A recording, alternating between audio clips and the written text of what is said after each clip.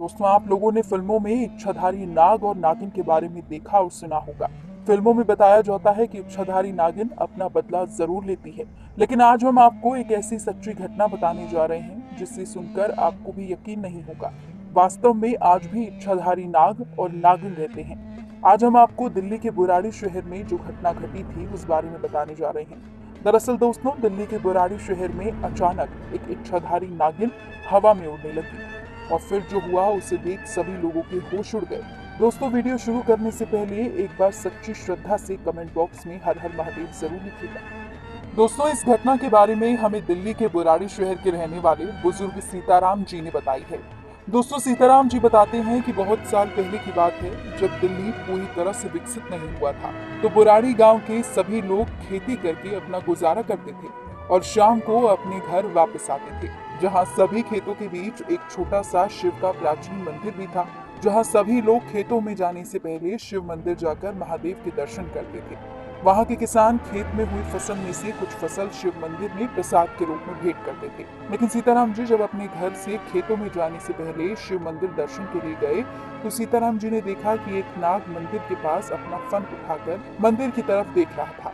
कुछ देर बाद जब नागिन को सीताराम जी के पैरों की आवाज आई, तो नागिन वहां से गायब हो गई। फिर सीताराम जी जब भी मंदिर के दर्शन के लिए आते, तो वो नागिन उनको दिखती और फिर अचानक से गायब हो जाती। ऐसा सीताराम जी के साथ कई दिनों तक चला। सीताराम जी को लगा कि वो नागिन मंदिर महादेव जी के दर्शन के लिए आती होगी। जब कुछ दिन बाद सीताराम जी अपने खेत में काम कर रहे थे, तो अचानक मंदिर की तरफ से सीताराम जी को बहुत ही भयानक आवाज आने लगी, जिसे सुनकर सीताराम जी बहुत ही डर गए। सीताराम जी ने देखा कि इच्छाधारी नागिन मंदिर के पास भयंकर रूप में बैठी थी, जिसे देखकर वो बहुत डर गए। उन्होंने पास के खेतों में जाकर काम कर रहे किसानों को आवाज लगाई, जिसे देखकर पास के खेतों में काम कर रहे किसान दंग रह गए। और सीताराम जी ने किसानों को ये बताया कि ये नागिन पिछले कई दिनों से मुझे दिख रही है। मुझे लगता है कि ये नागिन अपनी नाक से बिछड़ गई, जिसको ढूंढने ये नागिन इस गांव में आती है।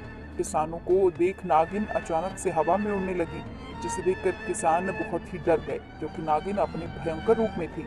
किसानों को लगा कि ये नागिन अपने बिछड़े हुए नाग की तलाश में कहीं और जा रही है। नागिन का शरीर मानो आधा नागिन और आधा भयंकर इंसान लग रहा था। सीताराम जी ने बताया कि ये घटना उन्होंने अपनी आंखों से देखी थी।